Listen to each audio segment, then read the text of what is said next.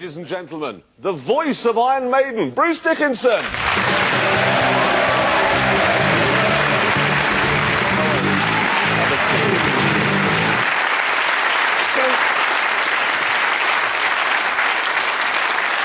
Is there a sense, when you're up on stage, that you can just do anything? You have 50,000 people out there. There is a sense that you can do anything, and people have done anything. And when you just do anything, it actually, surprisingly, very regrettably, doesn't usually work. Most people sort of go, no, we paid like 30 quid to see a rock and roll show, not to see you showing off, you twit. You know? But every now and again, acts of madness seize you. It happened to you in Japan, didn't it? Yes, the strange cultural conventions in Japan, where whilst tying up women and sort of like covering them in rubber and beating them and things like that is perfectly fine in comic books and everything else, and actually seeing a naked human willy is the ultimate in taboo. So when it got down to the last gig and I took off all my stage clothes and was down to the jockstrap, and you could see suddenly you know, this expression of like absolute horror on every face was like, oh, I'm not going to do it. No, not the plums and the banana. You know? So it was kind of amusing, that sort of thing. What about off stage? Off stage? Plums and the banana off stage? No, just bad behaviour off stage. Bad behaviour. Well, that's usually it's usually exposing oneself and things like that to, you know, in states of drunkenness. I mean, you being a motor car chap, I mean, you must know the trauma of having a drunken rock star strapped in the front seat of the car. You stopped at lights and he's actually shifted it into reverse as before you realise. You know, you're saying going to the right hands, takes this Mercedes to the Holiday Inn, and you go back. You know.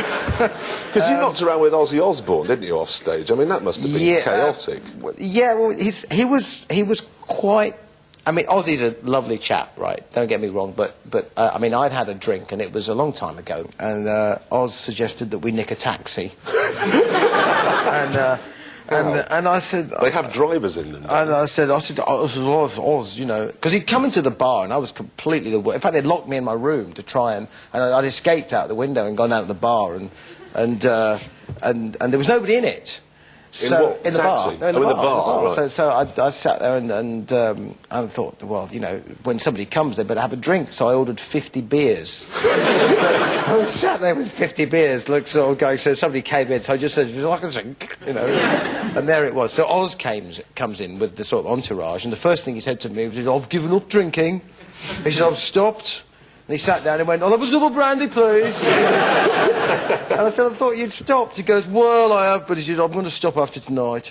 So he had a couple of beers, and he said, "Listen, you could taxi." I said, "How are you going to do that?" He said, "Well, you call it, I'll distract him." No, he said, "No, you distract him. I'll let him over the edge." He said, "Can you drive?" I said, "Yes." He was good, I can't. He said, "Well, we'll go across the fields." He said, "I've done it before." So this was actually, I think somebody overheard our conversation and sort of and rumbled it, and he was... And no taxi came? He was led away. No, we never got the chance to do it. But you did, on one tour, I seem to recall, get through 50,000 cans of beer. Oh, that sounds about right, yes. Something like that, yeah. But what worries me is you've got Robbie Williams today, okay? He insists that after the show, in the dressing room, there must be mangoes, dates and Evian water. You get that in Sainsbury's, yeah. What's happened to rock and roll, though, so that we've now ended up with people saying, "Dates for me, please"? Well, it's gotten corporate and boring and generally dull, and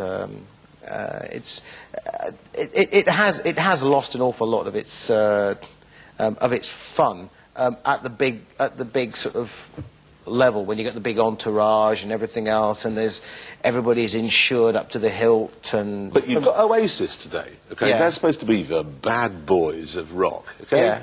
They were what? They spilt their drink, didn't they, on that flight the other day going to Australia? What were they doing on a scheduled flight? Why didn't they have their own jet with two naked Page 3 girls flying it?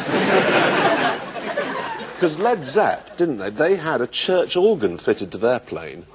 That's fantastic. Are you sure it was a church organ? Yeah, they had a proper organ in the plane. I can't think of anything I'd like to have more. They had a swimming pool as well. No, a jacuzzi. Jacuzzi at the back. I think they nearly sank.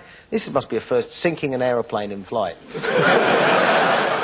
Is there a difference between hooliganism and destruction with style? Yes, yes. We once had a prank we played at the end of again, it was the end of a tour, funnily enough, and it was in Switzerland, and the chap was very proud of his backstage furniture.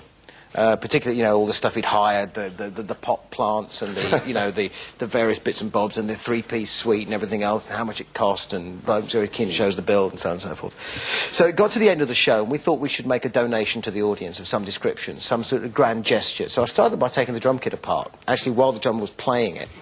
and so the drum went and that went out. And you saw this drum kit suddenly being passed over the heads of the audience, and the roadies were all running in trying to get the drum kit back and put it back together. And he finished up playing with just his snare drum and whatever symbols he could hold on to before this raving lunatic, which was me back in those days, passed him out. So then we ran out of drum kit and we started on the furniture.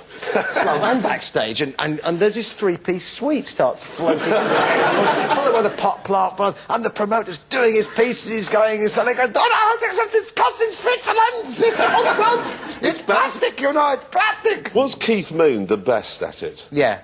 Keith Moon was an individual art form. I mean, I love the story about him and John Bonham. Can you imagine Keith Moon and John Bonham together, right, in a hotel with Peter Frampton?